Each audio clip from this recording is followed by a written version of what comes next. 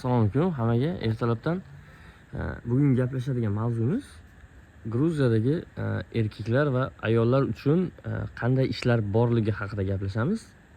Umuman olganda meni aynan o'zim fikrim, Gruziyada erkaklarga ham, ayollarga ham ish turlari juda ham ko'p emas.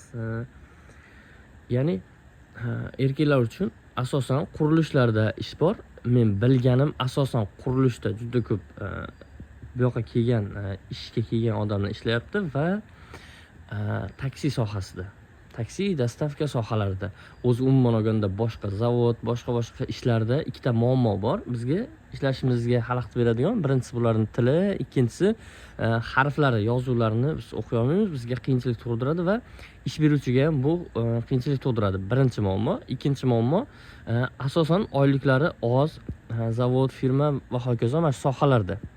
Nimaga aynan taksist va qurilish.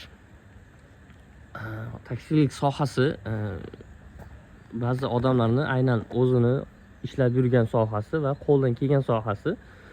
Shu uchun bu yerda kelib taksilik qilishadi va qurilish sohalarida ish nimaga bor desiz, qurilishda bu yerda mutaxassislar yetarli emas, lekin qurilishlar ko'p. Masalan, mana shu binolar ham hali bitganmi yo'qmi? Qurilishda mutaxassislar kam. Bularni aynan bu yerni xalqi o'zi juda ham asosan ko'pchilik usta xalq emas, bizdan o'rta osiyodan kelganlar aynan qurilishda yaxshi mutaxassislari. Bu yerda bizni ishlarimiz bularga ko'proq yoqadi. Yana bitta narsa shu joyda aytib o'tay. Qurilishda kачество Yevropadek talab qilinmayapti bu yerda. Juda ham haligi tekshirish Yevropadaqa aytaylik qattiq emas, lekin albatta ish qilgandan keyin sifatli qilish shart, chunki bitta odamni qilgan ishini ko'rib butun bir shu odamni qilgan davlatni mashhurliklar qilgan degan fikr bo'lib qoladi. Ya'ni bir joyda bo'ldiki, meni uyimda aboylarim tushib ketdi. Bizdan emas, lekin oldimizdagi qo'shni davlatlardan biri qilgan deb aytdi. Ko'ni qolgan. Mana shu umuman shu uchun qilganga yarasha baribir haqiqatan chiroyli qilish kerak. Chiroyli qilsak, o'zi bular ham o'ylaydiki, bizdan ko'ra yaxshi ish qiladi deb. Itak o'zi shunaqa fikrda qurilish sohasida. Ayollarga-chi desiz, ayollarga asosan oshxonada gornichnik ishchi, oshxonada pishirib kuydirib, mana shunaqa ishlarga ishlayotganlarni bildim va bu yerga kelgan men bilgan ayollarning 90% bu yerda ishidan noroziroq. Chunki ularning oyligi oz. Oyligi oz, $1000 asosan yetmaydi ko'pchiligining oyligi. Rasodlar bilan birga, hali uni ichida rasodlari bor. Shu uchun ayollarga variantlar juda kam. Ayollarga variant juda kam. Bitta Gruziyada populyarniy ayollar uchun ish bor. Endi uni bilmayman, hech kimga tavsiya qilmagan bo'lardim. Ish qilib, bu populyarniy ish nimaligini kimdir sezgan bo'lsa, komment yozib qo'yinglar. Xo'p, qurilishdagi oyliklar desiz, qurilishdagi oyliklar hamma rasxotingiz bilan birga $1000 dan boshlanadi. $1000 dan boshlanadi 2500 gacha ob'yom olishingizga qarab.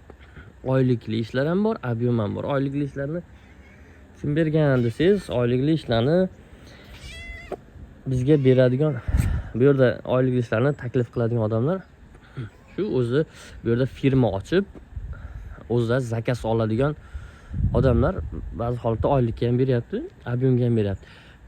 Keyin zo'r tema, agar biznesda ozgina tushungan odam bo'lsa, bu yerda qurilish firma ochib, ro'yxatdan o'tib, internetga buni e'lon qilib, bu atroflardan mijoz izlab ko'rsa bo'ladi. Men shunaqa mana bu rasmlarni ko'rsatib ishni yorib boraman degan ma'noda yaxshi ishlab yurgan bolalar bor ekan.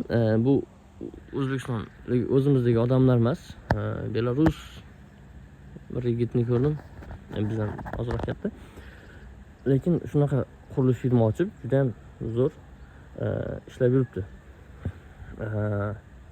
Ishqib shunaqa, bu qiziq bo'lsa, podrobni gaplashamiz. Qanaqa qurilish firma ochish, qanaqa zakazlar olish. Ishqib oyliklar shunaqa. Hozir Qurilishda deyarli hamma sohalarda ish bor. Aytaylik, santexnika, svarka, elektrik, lekin doimiy bo'ladigan ish emas. Endi kimdir faqat elektrik bo'lsa, kelib faqat elektrik qilib yura olmasa kerak, chunki u ish baribir qachondir tugaydi, uni o'rniga keyin boshqa malyar ishlarni qilish kerak bo'ladi. Malyar ishini qilib yurgan odam qanaqadir boshqa ish qilish kerak. Va hokazo bu ishlar nima deydi, bitta sohadagi ishlar doimiy bo'lmaydi. Haligi noldan ish qilaman degan odamlar uchun kelib yaxshi ish qilsa bo'ladigan sharoitlar bor. Oyliklarni aytdik. Taksidagi oyliklarni men taxminan aytamanki, $1000 teparoqda hamma rasxodlar bilan birga, menimcha oxiri konsovkasini bilmadim. 2000 bordir balki. Shunaqa. Lekin taksi arendalari qimmatroq. Arenda qimmatroq. Bu yerda tabiiy limon bog', mandarin bog'lar juda ko'p ekan. Chunki iliq, havosi iliq bo'lgan shahar. Hozirgi mana shu holat qish kundagi ob-havo.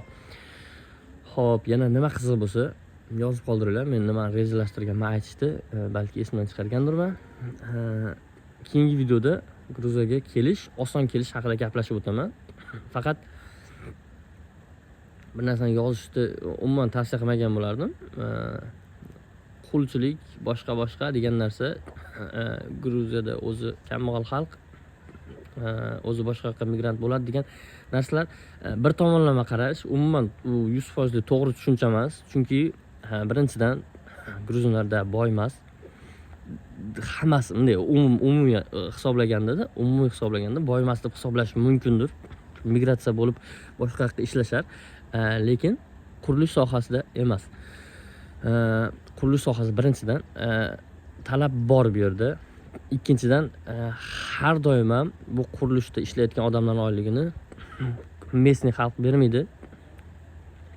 Bu yerda zakazchilar boshqa davlatlardan kelib uy olganlar bo'lishi mumkin. Villa, boshqa davlatdan kelib olganlar bo'lishi mumkin. Ish qilib nima deydi, ishlayotgan odamlarning oyligini hamma bermaydi. Faqat boylar beradi. Chunki boylar ishlatadi. Mashinstvo holati bor deb eshitdim, lekin ko'rmadim o'zim. Xo'p, ikkinchidan bu yoqqa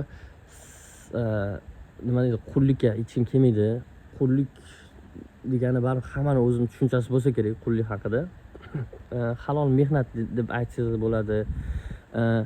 Oila boqish deb aytsangiz bo'ladi. Kasturmada kimdir o'zini o'rnini u yoqda topa olmaganda, ozroq vaqt bu yerga kelib, ozroq pul qilib, borib yana o'zimizga qaytib biznes qilib boshqa o'rnini topmoqchi. Bu faqat foydaki, hech kimga zarar yo'q narsa. Nimaga zarar yo'q? Chunki tamojnida turist bo'lib kelayapsiz, siz sayohatga kelyapsiz, yallo qilgani kelyapsiz, sizni qaytarib yubordi bu yerdan. Siz o'ynagani kelyapsiz, qaytarib yubordi shu ishga kelgan odamlarni deb, to'g'rimi? Faqat sizni qaytargan yo'q. Butun faqat O'zbekiston aholisini qaytargan yo'q. Butun masalan kecha bir ayolni ko'rdim. U O'zbekiston fuqarosi emas, O'zbekiston vatandoshi emas, lekin yig'lab meni bolam qolib ketdi, meni qaytarib yubordi deyapti. Bu tuzuk misol turist qaytarib yubordi. Bu unaqa holat faqat bizda emas. Faqat bu yerda ishlab yurgan odamlarni zarari sayohatchilarga tegib qolgani yo'q. U juda ham noto'g'ri fikr, aynan mana shu fikrda bo'lgan odamlar. Siz bu yoqqa pul sachgani kelyapsiz-da, bu yoqqa ishlagani kelayotgan odamlar shu sachgan puldan ko'prog'ini o'zimizga qaytargani kelyapti. Bu podдержка qilish kerak. Har qanaqa yo'l bo'lsa yordam berish kerak. Bu holatda mening fikrim. Bir tomonlama qarab, u noto'g'ri menimcha. Shunaqa kimdir nimadir gapi bo'lsa, o'z kommentda juda ham bir qo'pol gaplarni ham eshitdim. Oylik o'zi kambag'al davlat boshqa. Keyin shuni ham aytib o'tay. Men Yevropada ham ishlaganman. Yevropaliklar ham boshqa davlatlarga borib migratsiya qiladi. Lekin biznikilar ko'proq Yevropaga borishni xohlayaptimi? Xohlayapti. Lekin Yevropani o'zi ham boshqa davlatga borishni xohlayapti. Odamda qoniqishqisi yo'q. Faqat bor imkoniyatdan foydalanishga harakat qilish kerak. Migratsiya holati hamma davlatda bor. Amerikada ham bo'lsa kerak, to'g'rimi? Amerikada ham qaysidir boshqa joyga borib direktor bo'lib ishlaydi kerak bo'lsa. Balki oddiy ishda ishlamasda, direktor bo'lib boradi. Boshqa davlatga u ham migrant. o'zida direktor bo'lsa bo'lmaydimi? Endi Polsha, boshqa men Polshada bo'lganman. Polaklar ham boshqa davlatlarga borib ishlar, lekin biznikilar polakka borib ishlashni xohlaydi. Xuddi shunday ba'zi hozirgi migratsiyaga juda ham yomon muomala bo'layotgan davlatlar ham bor. Mashhurga bormasin, bu yoqqa kelsin, mana tinchlik, xotirjamlik, yaxshi ishlab yursa bo'ladi, yaxshi pul topsa bo'ladigan joylar. Albatta fikrlarni kommentda kutaman. Shu bilan to'xtatamiz videoni. Hammaga rahmat, hammaga yaxshi kayfiyat, sog' omon bo'linglar.